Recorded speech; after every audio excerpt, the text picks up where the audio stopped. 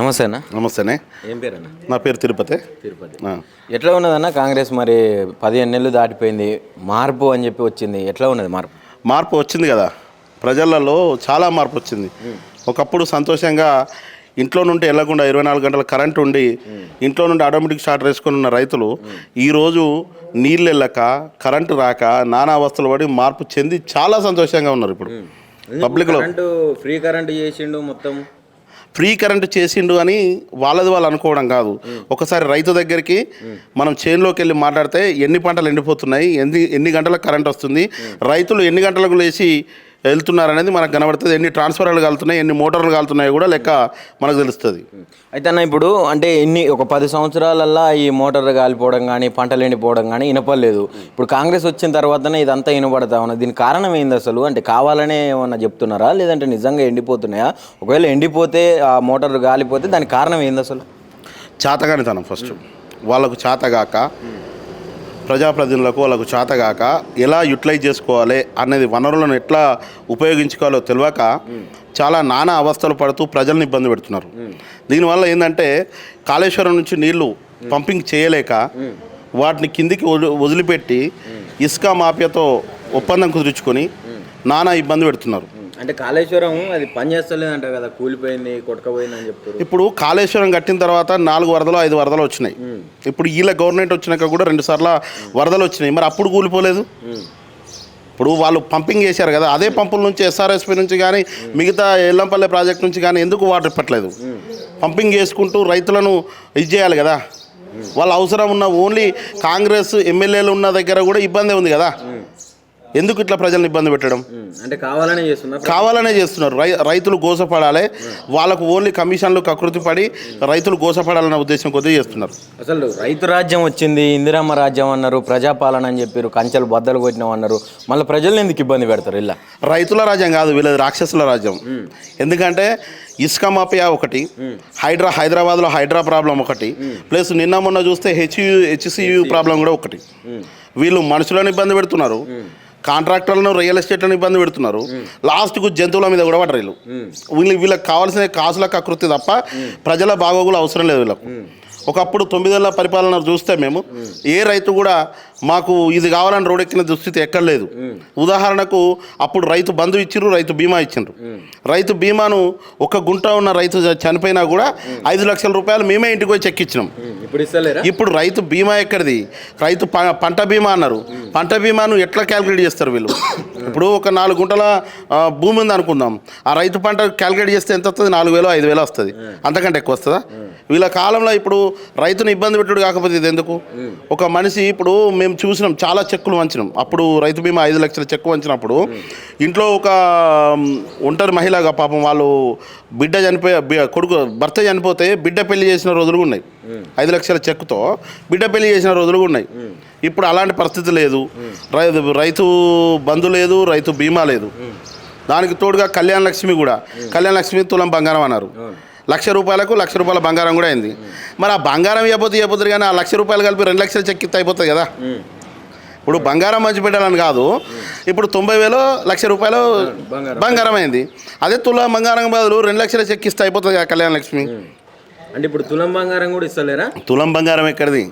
మేము గవర్నమెంట్ ఉన్నప్పుడు కళ్యాణ లక్ష్మి చెక్తో పాటు ఆడబిడ్డకు చీర పెట్టొచ్చేది ఇంటికి వెళ్ళి. అలాంటిది వీళ్ళు అసలు ఇస్తున్నారా లేదా తెలియదు, వీళ్ళ కమిషన్లు ఎడబోతున్నాయో తెలియదు.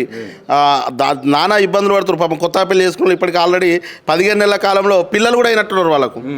వాళ్ళ చెక్కులు ఇంకా వచ్చినాయో లేదో కూడా తెలియదు. అంటే ఇచ్చే కూడా 1,00,000 రూపాయలు కూడా 1,00,000 రూపాయలు కూడా రాలేదు. ఎందుకంటే అక్కడ గవర్నమెంట్ దగ్గర బడ్జెట్ లేదని వాళ్ళే నిర్మోహమాటంగా చెప్తున్నారు కదా. మాకు అవసరం లేదు, మా దగ్గర బడ్జెట్ లేదని చెప్పబట్టే. అయితే కేసీఆర్ అప్పులు చేసిందంట, ఆ అప్పులు తీర్చడానికి నెలకు వడ్డీలు కట్టడానికే రాష్ట్ర బడ్జెట్ సరిపోవట్లేదు అని చెప్తా ఉన్నారు. ఇప్పుడు కేసీఆర్ అప్పులు చేసిండా చేయలేదా అనేది కాగ్ నివేదిక ఇచ్చింది. అసెంబ్లీలో కూడా హరీష్ అన్న చదివిండు.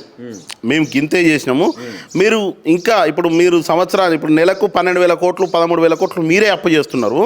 మేము చేసింది గింత, కంపల్సరీ మేము కట్టినాం, మేము ఇన్ఫ్రాస్ట్రక్చర్ని డెవలప్ చేసినాం, దానికోసం అప్పులు చేసినాం తప్ప ఎక్కడ కూడా మేము ఆర్భాటాల కోసం హంగుల కోసం మేము ఎక్కడ కూడా అప్పు చేయలేదు అని చెప్తున్నారు.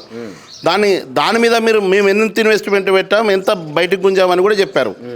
కానీ వీళ్ళకు చేతగాక డెవలప్మెంట్ చేతగాక లేకపోతే బడ్జెట్ను ఎట్లా లేవటాలో అర్థం కాక ఉన్న వాటిని తాకట్టు పెట్టుకుని అప్పులు తెచ్చుకుంటున్నారు వీళ్ళు. అంటే ఇప్పటిదాకా ఏం డెవలప్మెంట్ అనేది జరగలేదా తెలంగాణ రాష్ట్ర వ్యాప్తంగా కూడా? ఇప్పుడు మేము మా గవర్నమెంట్ ఉండగా మా కాన్స్టిట్యున్సీలో మేము ఎన్ని కోట్ల నిధులు తీసుకొచ్చినాం ఇప్పుడు మేము ఛాలెంజ్ చేస్తాం. మా జీవోలు కూడా మేము లాస్ట్ వరకు ఎన్ని ప్రొసీడింగ్స్ వచ్చినాయో కూడా మేము ఛాలెంజ్ చేస్తాం. వచ్చిన వాటిని వీళ్ళు వాపస్ అంటే వచ్చిన వాటిని రద్దు చేయించిన దాఖలాలు ఉన్నాయి తప్ప కొత్త వాటికి వీళ్ళు ఎక్కడ కూడా కొబ్బరికాయలు కొట్టలేదు. మేము ఆల్రెడీ మేము ఛాలెంజ్ చేస్తున్నాం ఓపెన్గా. వీళ్ళు కొత్తగా వాటిని రద్దు చేసిర్రు, మళ్ళీ మేము కట్టిన వాటికి బొట్లు పెట్టిర్రు అంతే తప్ప వీళ్ళు ఎక్కడైనా సొంతంగా పట్టుకొచ్చి ఇది మా హయాంలో అయ్యిందని ప్రొసీడింగ్ ఎక్కడైనా చూపించండి. రైట్ అన్న, ఇప్పుడు రీసెంట్గా సన్న బియ్యం పథకం అని చెప్పి స్టార్ట్ చేసిర్రు. అది స్టార్ట్ చేసిన తర్వాత ప్రజలల్లో నిజమైన ఆనందాన్ని చూస్తున్నాం అని చెప్పి చెప్తా ఉన్నారు. మరి దీని గురించి ఏం చెప్తారు? ఎంతవరకు ఇంప్లిమెంట్ అయింది అన్న? సన్న బియ్యం అనేది వీళ్ళు కొత్తగా పెట్టుడు కాదు. కేసీఆర్ సారే గురుకులాలకు సన్న బియ్యం పంపించేసిండు.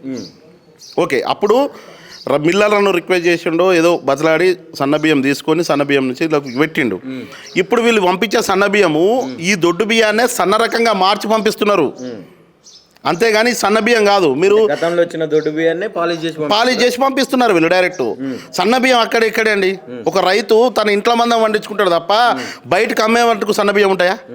ఎక్కడైనా చూపించండి, మన తెలంగాణ రాష్ట్రంలో కానీ ఆంధ్రప్రదేశ్లో కానీ ఎక్కడైనా రైతు ఓన్లీ ఇంట్లో మందం పట్టించుకుంటాడు లేదా? సరే, ఎట్లనో అట్లా ఇస్తుండు. మరి ఇప్పుడు అదన్నా ఇంప్లిమెంట్ అవుతుందా? సన్న బియ్యం ఎట్లా ఉన్నాయి, తినేటట్టు ఉన్నాయా లేవా, ఏంది పరిస్థితి అసలు? వీళ్ళు దొడ్డు బియ్యాన్ని సన్నగా చేసి పంపిస్తే ఇంప్లిమెంట్ చేయొచ్చు, ఏదైనా చేయొచ్చు. కానీ ఇక్కడికి గిన్నెలో అన్నం చూస్తే తెలిసేది. గిన్నెలో మంచిగానే ఉంది అంటారంట. మంచిగా ఉండడు ఎక్కడిది. మొన్న ఒక యూట్యూబ్ ఛానల్లో చూస్తే గమ్ములాగా అయింది. పేరుకేమో సన్న బియ్యం, దొడ్డు బియ్యం కంటే అధ్వానంగా ఉందని ఒక వీడియో వచ్చింది. పేరుకే సన్న బియ్యం, ఇవే దొడ్డు బియ్యాన్ని పాలిష్ చేసి పంపించారు. అవి దొడ్డు బియ్యం ఆల్రెడీ సెంట్రల్ గవర్నమెంట్ ఆల్రెడీ మీ దగ్గర పెట్టుకోండి, ఏదైనా అవసరం వస్తే మేము విపత్తులు వస్తే మేము ఆదుకోవడానికి సిద్ధంగా ఉన్నామని సెంట్రల్ గవర్నమెంట్ చెప్తుంది. వాటినే వీళ్ళు పాలిష్ చేసి పంపిస్తున్నారు. కుల్ల ముచ్చట. ఇప్పుడు ఉదాహరణ సన్న బియ్యం రైతు ఎన్ని పంపిస్తాడు?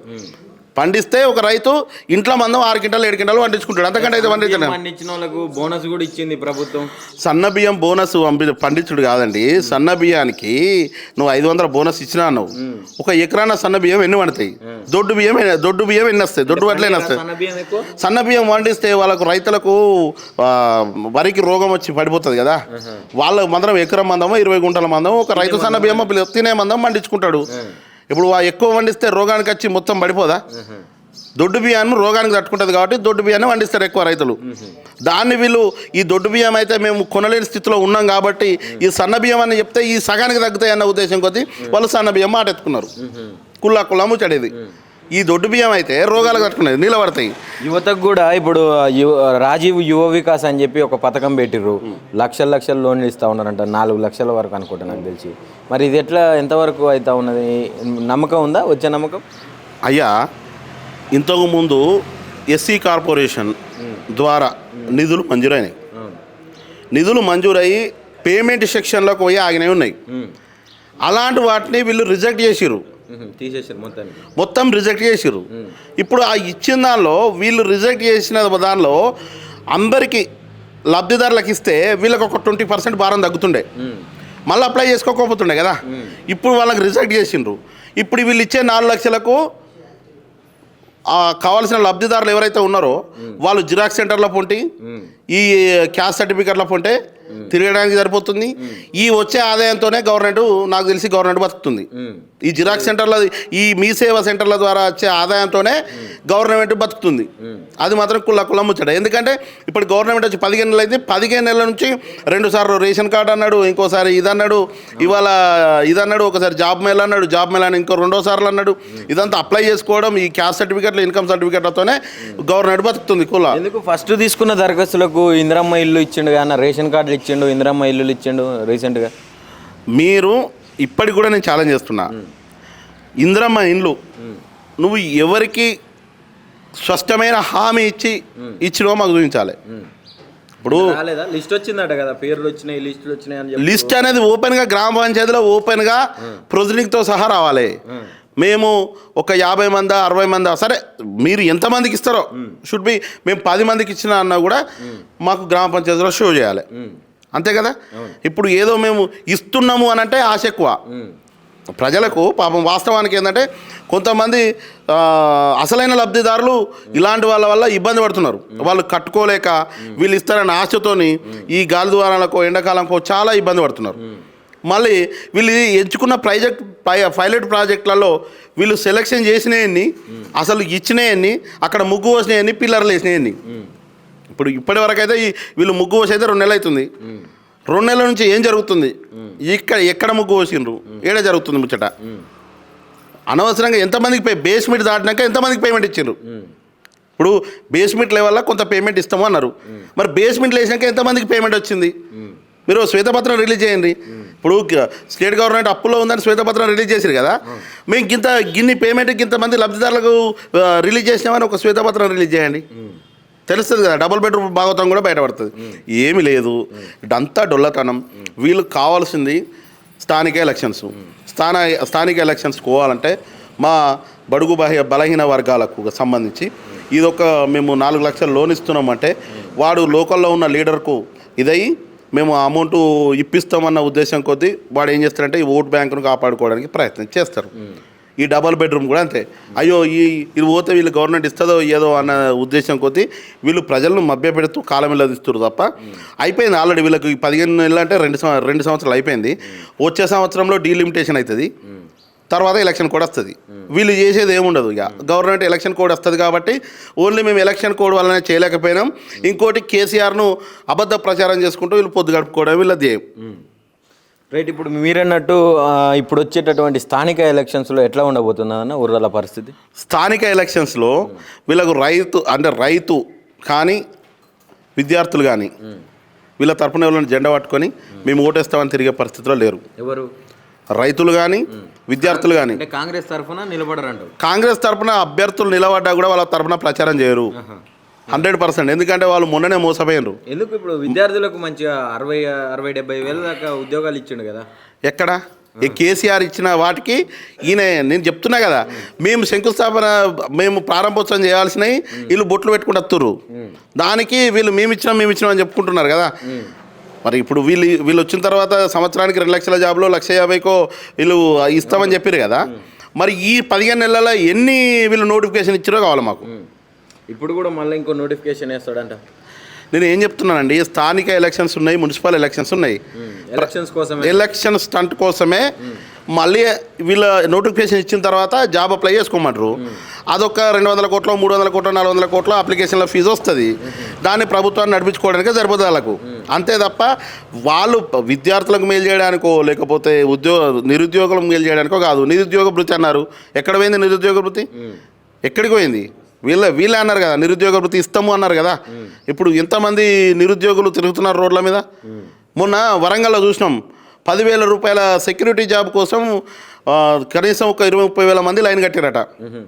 మరి మీరు చెప్పిన ఉద్యోగాలు ఇస్తామన్న ఉద్యోగాలు ఎక్కడ పోయినాయి? అంతమంది లైన్లోకి ఎందుకు వచ్చిండ్రు?